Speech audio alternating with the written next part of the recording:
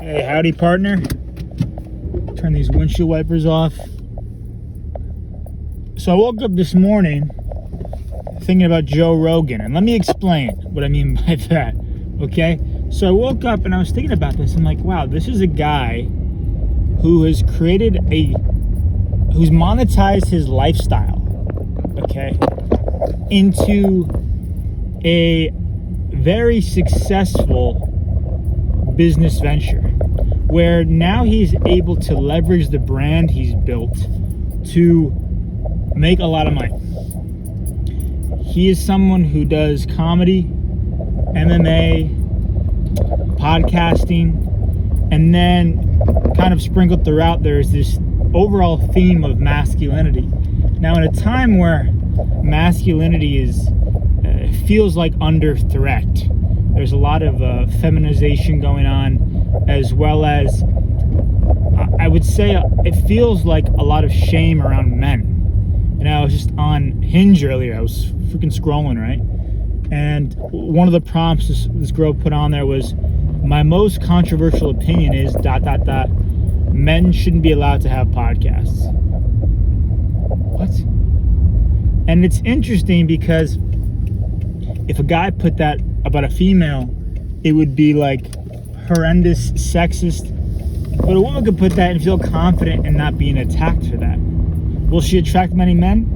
I doubt it. And the men she will attract will be of the more feminine nature. And so Joe's managed to take his interests and create a strong business out of them. Now, I'm not saying that is an easy thing to do and that anyone could, actually take that back. I believe anyone can do it. To his magnitude of success, I don't know. There's a lot of factors that play into it. But what I can say is playing the long game will always benefit you in some way or the other. I mean, I've been making these videos consistently every day, and I'm finding out, okay, I make the best stuff, the most spontaneous ideas in the morning, because when I get home at night, I don't really feel like doing it. My energy's lower, and it's really combining my interests, my energy, as well as knowing my human design, manifesting generator. I need to get the energy out, and in the morning I have the most energy. So I'm learning how I operate, but also learning how to enable myself in the most productive way possible. And for me, having multiple interests, I've often been criticized for that. So if I look at Joe, he has the MMA, the comedy, the podcasting.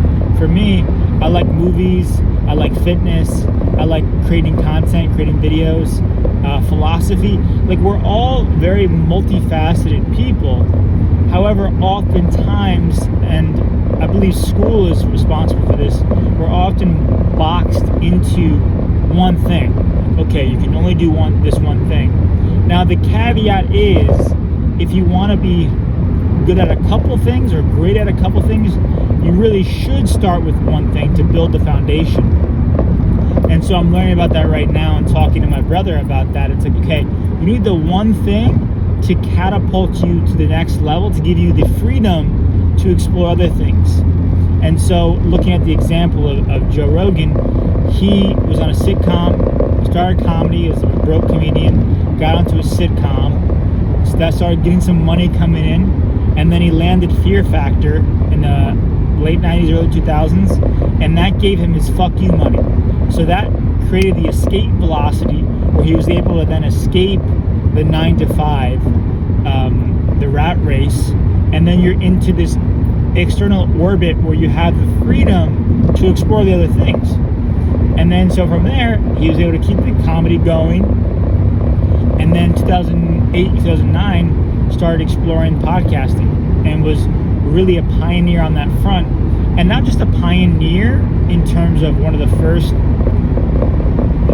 couple thousand to get involved in the beginning, but also one of the longest lasting ones, right? Because at that time, especially, podcasting wasn't a thing.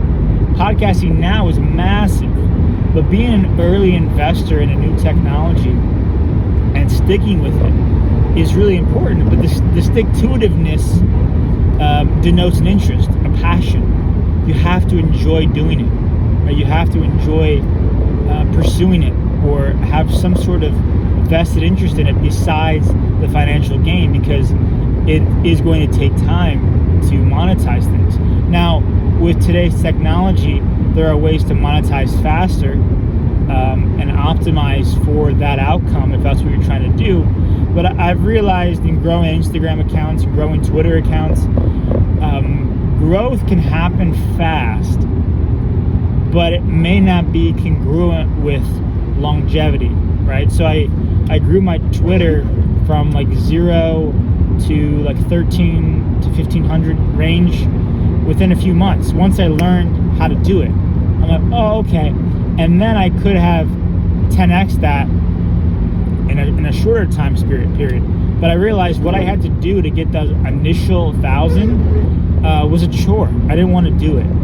And so it's about finding something to support you while you build the one thing that will catapult you. At the same time, in your free time, really exploring your interests, your passions, and enjoying the process. So looking at Joe as a model for that, and realizing you don't have to be boxed into one thing. You don't have to be the finance guy or the car guy. If that's your thing, your obsession, by all means, but don't feel constrained into one singular box. And a lot of creators talk about this as well. You have your Dan Coes, your Zach Pograbs, your content creators that I admire and look up to as your models for that as well. So find a model that works for you and commit to that and explore that. It doesn't have to be a lifelong commitment. It could be, hey, I'm going to explore this for a few months, drop it, try something new. We happen to shame people for quitting things. Now, if you want it and you quit because it's too hard, you still want it, but you give up. That's different than exploring different things and finding the thing that you really want to give your all to. So just some food for thought. Hopefully there was some value in this video, and I'll see you in the next one. Peace.